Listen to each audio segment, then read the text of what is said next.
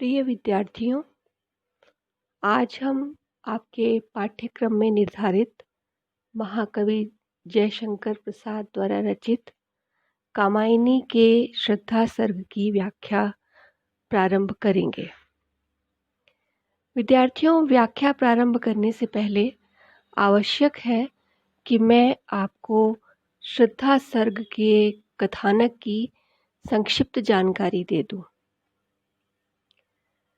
सृष्टि के प्रलय के उपरांत मनु समझते थे कि इस संसार में उनके अलावा कोई भी प्राणी जीवित नहीं है। किंतु एक दिन एक स्त्री जो श्रद्धा थी, हिमालय क्षेत्र में घूमती हुई अचानक जब मनु की गुफा के पास पहुंची तो उसने चिंतामग्न मनु को देखकर उनसे प्रश्न किया कि आप कौन हैं? इस निर्जन गुफा में अकेले क्यों बैठे हैं और इतने दुखी क्यों दिखाई दे रहे हैं? मनु, जो ध्यानमग्न बैठे थे, अचानक एक स्त्री के इन मधुर वचनों को सुनकर रोमांचित हो गए और उन्हें लगा कि जैसे उनकी निराशा को इस नारी के शब्दों ने एक नया जीवन, एक नया उल्लास प्रदान किया है। मनु धीरे से सिर उठाकर उस परम रूपवान स्त्री श्रद्धा को देखते हैं और उसके उस सौंदर्य को देखकर हतप्रभ रह जाते हैं। फिर वे बड़े विनम्र शब्दों में श्रद्धा को बताते हैं कि वे अत्यंत दुखी और निराश व्यक्ति हैं, क्योंकि उनका तो सब कुछ नष्ट हो चुका है, कुछ भी बाकी नहीं बचा है। इस तरह जब श्रद्धा को मनु का परिचय मिल जाता है तो वह मनु के सामने अपना परिचय देते हुए कहती है कि वह अपने पिता की बहुत प्यारी संतान है और गंधर्व देश की रहने वाली है। ललित कला का ज्ञान पाने के लिए वह इस कला को सीखती थी। इसीलिए हिमालय के सौंदर्य को देखकर वह इन पर्वतमालाओं की ओर घूमने चली आई और तभी एक दिन महाप्रलय आ गया और वह इस क्षेत्र में अकेली ही भटकती रह गई। और जब यहाँ आकर उसने यज्ञ का बचा हुआ अन्न देखा तो उसे ऐसा लगा कि जैसे कोई और प्राणी भी उसकी तरह जीवित है, और इसी आशा में वह ढूंढते ढूंढते मनु के पास भी पहुंच गई। इस प्रकार श्रद्धा ने मनु के दुख के प्रति अपनी संवेदना और अपनी सहानुभूति प्रकट की और यह स्पष्ट भी कर दिया कि ये सारा संसार जो है वह सुख दुख का मिला जुला रूप है और इसलिए मनु को दुख से त्रस्त नहीं होना चाहिए और जीवन से हार नहीं माननी चाहिए। और इस तरह श्रद्धा मनु को फिर से कर्म करने के लिए प्रेरित करती है और कहती है कि वह अज्ञात चेतन शक्ति ही सर्वोपरि है, इसलिए दुखी होना उचित नहीं है, बल्कि काम को पहचान कर तुम उसे अपनाओ और अपने जीवन को सार्थक बनाओ। श्रद्धा के ये बातें सुनकर मनु की निराशा कम नहीं होती, तो श्रद्धा उन्हें फिर से ढांढस बंधाती है, हिम्मत बंधाती है और कहती है कि इस तरह निराश होकर चुपचाप बैठने से कुछ नहीं होगा। श्रद्धा कहती है कि इस प्रकार जीवन के दांव को हारना नहीं चाहिए। सुख दुख तो जीवन में आते जाते रहते हैं और जीवन का सत्य केवल तप ही नहीं है, कामजन्य आशा भी है, उससे मिलने वाली प्रसन्नता सुख भी है, इसका अपना अलग महत्व है। इसलिए मनु, तुम्हें चाहिए कि तुम पुरुषार्थी बनो। श्रद्धा कहती है कि तुम अकेले होने के कारण तुम निराशा में डूबे बैठे हो, उदासीन हो गए हो, इसलिए मैं तुम्हें वचन देती हूँ कि अब मैं तुम्हारी सहचरी हूँ और मेरा समर्पण स्वीकार करो। और श्रद्धा का यह भी कहना है कि हे मनु, तुम मेरा साथ पाकर अवश्य ही इस संसार के समस्त सुखों का भोग करोगे। और इस प्रकार आखिर में श्रद्धा ने मनु को आशा की किरण देकर उन्हें फिर से कर्म क्षेत्र में उतरने के लिए प्रेरित किया और उनकी सहायता की। मनु में फिर से उत्साह जाग उठा जीवन के प्रति। तो विद्यार्थियों, ये श्रद्धा सर्ग की संक्षिप्त कथा थी और आगे हम इसी के निर्धारित अंश की, जो आपके पाठ्यक्रम में दिया गया है, उसकी हम व्याख्या करेंगे। व्याख्या इस तरह से प्रारंभ होती है। कौन तुम संस्कृति जल निधि तीर तरंगों में फेंकी मणि एक, कर रहे निर्जन का चुपचाप प्रभा की धारा से अभिषेक। कुछ कठिन शब्दों के अर्थ हैं इसमें। संस्कृति जलनिधि तीर अर्थात संसार रूपी समुद्र के किनारे पर। तरंग का अर्थ होता है लहर। प्रभा अर्थात कांति। अभिषेक राज तिलक करने को कहते हैं। यहाँ पर प्रकाश से तात्पर्य है। तो विद्यार्थियों, इसका अर्थ जो हम लेंगे, सृष्टि के प्रलय के बाद एकाकी मनु, अकेले मनु हिमालय की एक निर्जन गुफा में, जहाँ पर उनके अलावा कोई भी दूसरा नहीं था, वहाँ पर अशांत बैठे हुए हैं, निराश बैठे हुए हैं और इसी तरह अपना जीवन व्यतीत करते जा रहे हैं कि एक दिन अचानक एक स्त्री उनके पास आती है, या कहना चाहिए कि अवतरित होती है। वह स्त्री और कोई नहीं, श्रद्धा थी। श्रद्धा मनु से पूछती है कि जिस तरह से समुद्र अपनी लहरों के आघात से किसी मणि को किनारे फेंक देता है, उसी प्रकार इस संसार रूपी समुद्र के आघातों से पीड़ित होकर हे पुरुष, इस सुनसान पर्वत प्रदेश के तट पर, पर्वत प्रदेश रूपी तट पर तुम पड़े हुए हो। हे पुरुष, तुम कौन हो? इस तरह एकाकी जीवन, निराशा में एकाकी जीवन व्यतीत करते हुए तुम कौन हो? जिस तरह से समुद्र की लहरों द्वारा तट पर फेंकी हुई मणि से तट प्रकाशमान हो उठता है, उसका पूरा क्षेत्र तट का प्रकाशित हो उठता है, उसी प्रकार इस निर्जन पर्वत क्षेत्र में चुपचाप बैठे हुए, निराश बैठे हुए, हताश बैठे हुए, अपनी प्रभा की दीप्ति से चारों ओर प्रकाश कर देने वाले हे पुरुष, तुम कौन हो? तुम्हारा क्या परिचय है?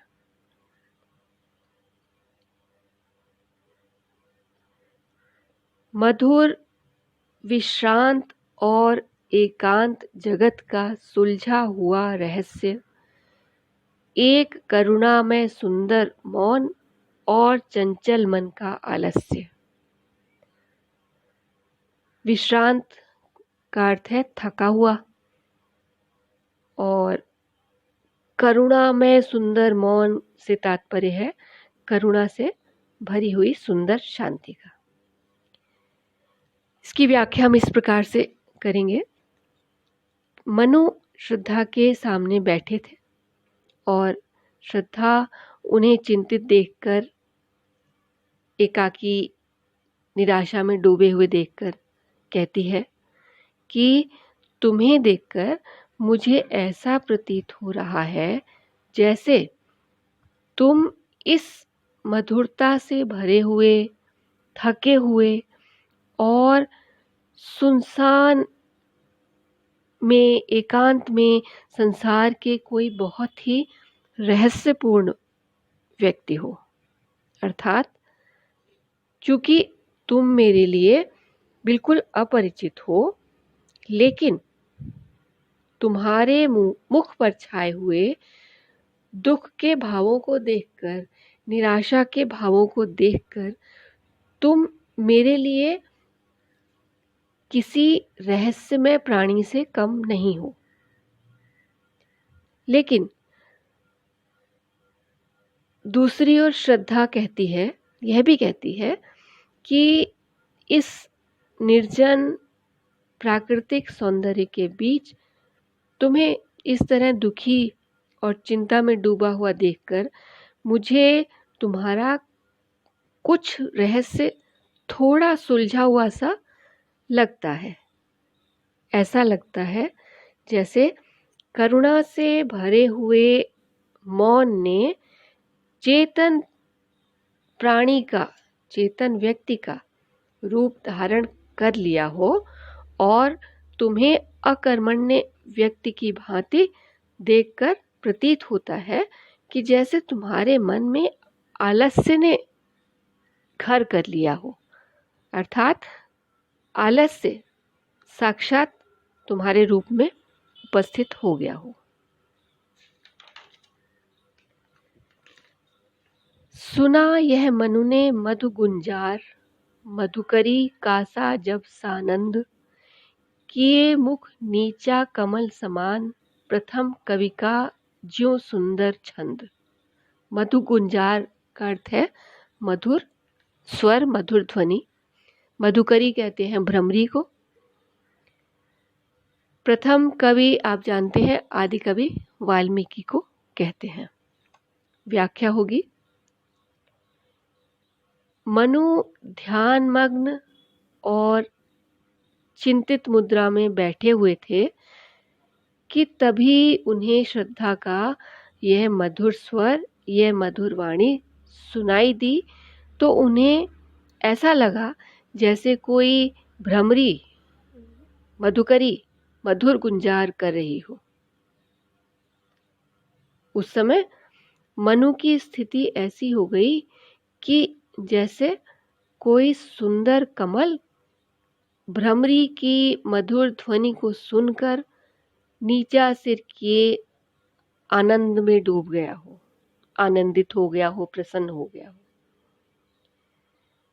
अर्थात थोड़ा और स्पष्ट करेंगे तो श्रद्धा के उस मधुर स्वर से मनु को ऐसा आनंद मिल रहा था जैसे कि आदि कवि वाल्मीकि के उस प्रथम श्लोक को सुनने से मिलता है जो उन्होंने क्रौंच वध के समय अनायास ही उच्चरित कर दिया था, अनायास ही कह दिया था। और वह प्रथम श्लोक था, आपको जानकारी होगी, मां निषाद प्रतिष्ठाम त्वमगमः शाश्वती समः, यात क्रौंच मिथुनाद कमवधि काम मोहितम। इस प्रकार हम ये भी कह सकते हैं इस की व्याख्या करते समय कि यहाँ पर कवि प्रसाद ने श्रद्धा के मधुर स्वर की उपमा आदि कवि वाल्मीकि के प्रथम श्लोक से दी है।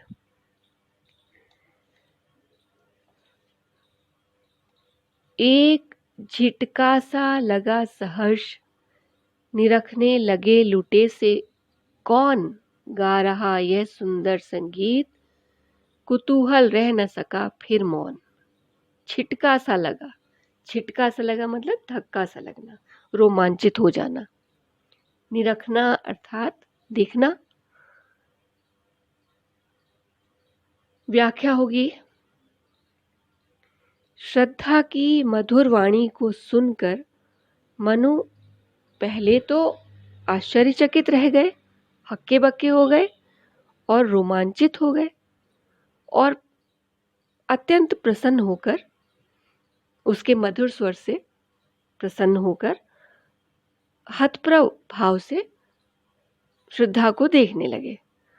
उन्हें इस बात का आश्चर्य हुआ कि इस निर्जन क्षेत्र में, जहां अभी तक मेरे अतिरिक्त कोई भी दूसरा व्यक्ति नहीं दिख रहा था, दूसरा प्राणी नहीं दिख रहा था जो मुझसे बात करता या जो मुझे दिखाई पड़ता, तो वहाँ इस निर्जन क्षेत्र में अचानक ये कौन आ गया है, ये कौन रूपसी आ गई है, कौन सी सुंदर स्त्री आ गई है जो अपनी मधुर वाणी रूपी सुंदर संगीत से गीत सुना रही है।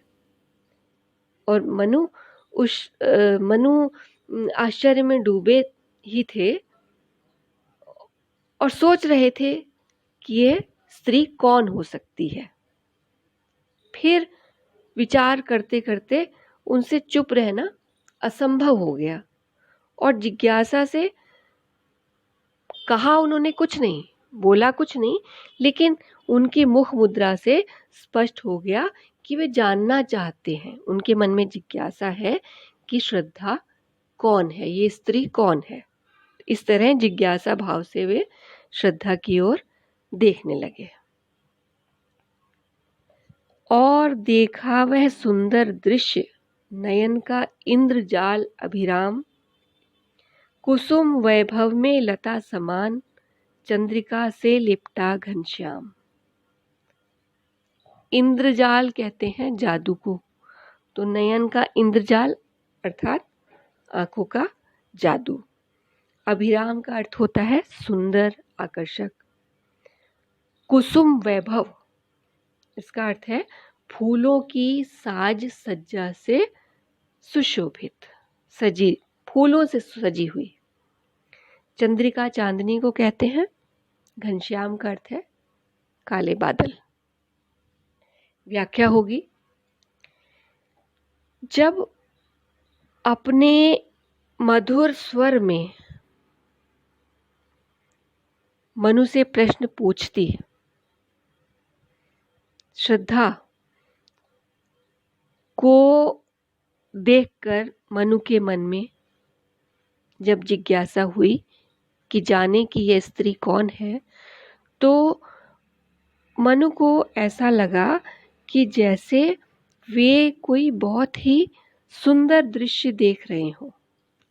अर्थात श्रद्धा के उस अनुपम सौंदर्य को देखकर मनु चकित हो गए। उन्हें ऐसा लगा कि जैसे श्रद्धा की आंखों में कोई आकर्षण का जादू है। नयन का इंद्रजाल, आकर्षण का जादू है श्रद्धा की आंखों में। श्रद्धा उन्हें ऐसे लगी जैसे कोई सुंदर लता फूलों की साज सज्जा से लदी हो, अर्थात कोई फूलों से लदी हुई सुंदर सी लता हो। श्रद्धा को देखकर मनु को ऐसा प्रतीत हुआ, अथवा उनको ऐसा भी लगा कि जैसे कोई श्याम वर्णी मेघ चंद्रमा की शीतल चांदनी से लिपटा हुआ उनके सम्मुख साक्षात आ गया है, उनके सम्मुख प्रकट हो गया है। इस तरह हम देखते हैं कि इन पंक्तियों में कवि ने श्रद्धा के सौंदर्य को एक अतीन्द्रिय वस्तु के रूप में प्रस्तुत किया है।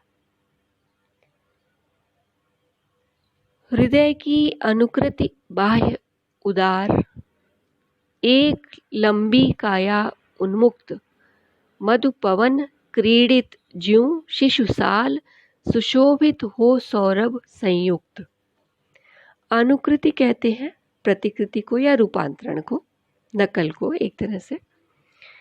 बाह्य मतलब बाहरी ढांचा, शरीर।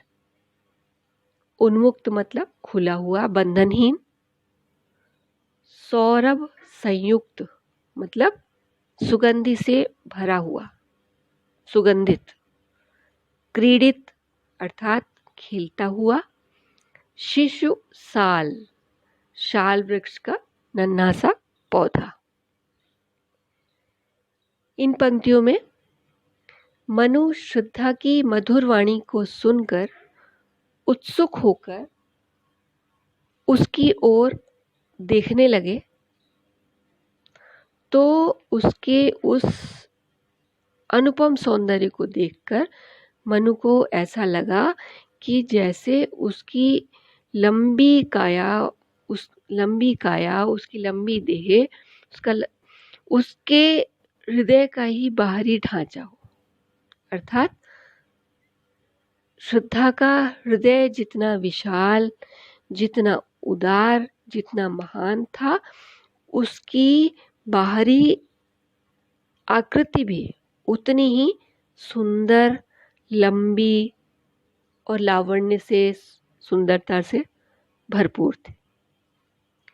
श्रद्धा का अटखेलियां करता हुआ शरीर, उसकी अटखेलियां करती हुई देह मनु को ऐसी प्रतीत हो रही थी जैसे कि वसंत ऋतु की धीमी धीमी पवन के झकोरों के साथ शाल का नन्हा सा पौधा खेल रहा हो और उसकी सुगंध के साथ ही सुशोभित हो रहा हो। अर्थात उसके हिलने से सुगंध चारों तरफ फैल रही हो।